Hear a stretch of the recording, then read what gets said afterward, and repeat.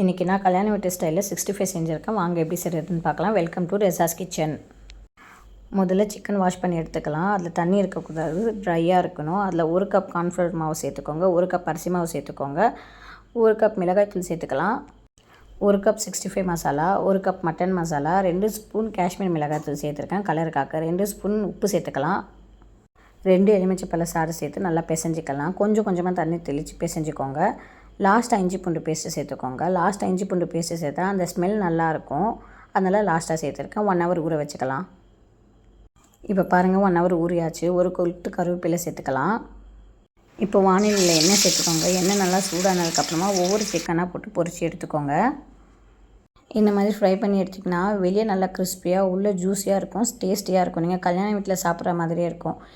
இந்த மாதிரி யூஸ்ஃபுல் கண்டென்ட்காக மறக்காமல் ரெசாஸ் கிச்சனை லைக்ஸ் அண்ட் சப்ஸ்கிரைப் பண்ணிக்கோங்க. நீங்களும் ட்ரை பண்ணி பார்த்துட்டு எப்படி இருக்குன்னு சொல்லி கமெண்ட்ஸ் பண்ணுங்கள்.